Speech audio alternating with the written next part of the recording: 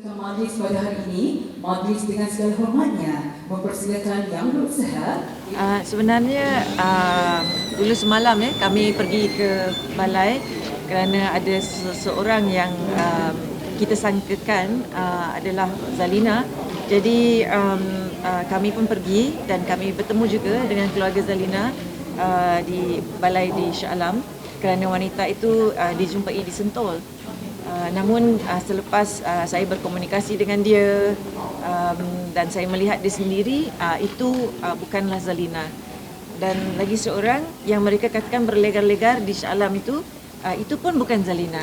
Pasal kita pun sudah tengok video, kita sudah tengok gambar dan IC-nya, cap jarinya semua. Pihak polis telah pun confirm kedua-dua yang dijumpai di Shah Alam dan di Sentul itu bukanlah sahabat kita. Jadi kami terusan mencari. Alhamdulillah saya berkesempatan berjumpa dengan anak beliau dan abang beliau yang saya kenal sejak lama, dan mereka pun seisi keluarga mencari-cari juga, dan mereka pun seperti kita mengadakan doa selamat, bacaan Yasin agar urusan kita ni dipermudahkan. Sebenarnya dari segi report tu kan lama untuk sebelum didedahkan kepada umum tu. Sebenarnya sepanjang tu dari segi keluarga ataupun rakan-rakan tu, adakah ada proses mencari ke macam mana? Okey, terus terang saya katakan sewaktu laporan itu dikeluarkan pada tahun lalu, kami tidak perasan kerana namanya diletak sebagai Zalina Syarah Azman. Kami saja yang tahu nama penuh tu. Orang luar tidak tahu. Jadi orang luar pun tidak berapa pasti siapa diorang, jadi tidak ambil peduli, pasti tidak perasan. Dan gambar yang diletak di situ pun jauh, jadi itu bukan yang kita kenal. Orang ramai pun tidak berapa kenal dengan gambar itu. Jadi apabila kakak saudara saya di London, Haliza Hashim, mengantar saya posting terbaru FB tu yang dikeluarkan semula oleh PDRM, dia tanya, adakah ini Zalina? Bukankah ini Zalina? Saya kata, oh ya, memanglah. So dari situ saya terus blast out kepada semua dan memberitahu umum, masyarakat dan juga sahabat-sahabat kita. Sewaktu itu tentu sekali kami tidak berkesempatan untuk berhubung dengan ahli-ahli keluarga beliau, tetapi kami usaha sendiri antara kami, dan alhamdulillah dapat kami bertemu dengan anaknya Mikael dan juga abangnya Han di balai polis di Shah Alam. Ya, syukur. Dato', since you blasted all the info on your social media, I'm sure your inbox and all that has been full of so many people contacting you saying they've met her. How has that been?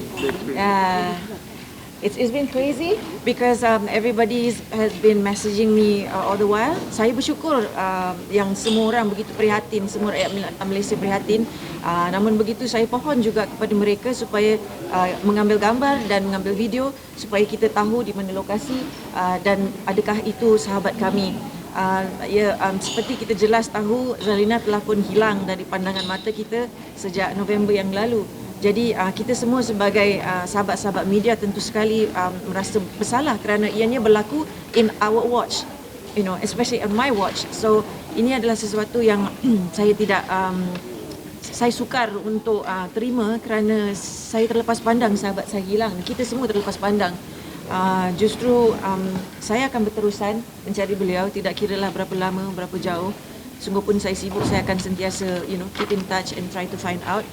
Seperti yang kita ketahui, pihak polis pun sudah mengeluarkan beberapa kenyataan dan kita perlu hormati juga hati ahli keluarga kerana beliau punya anak-anak, dan saya diberitahu bahawa kedua-dua anak beliau begitu resah dan risau akan ibu mereka.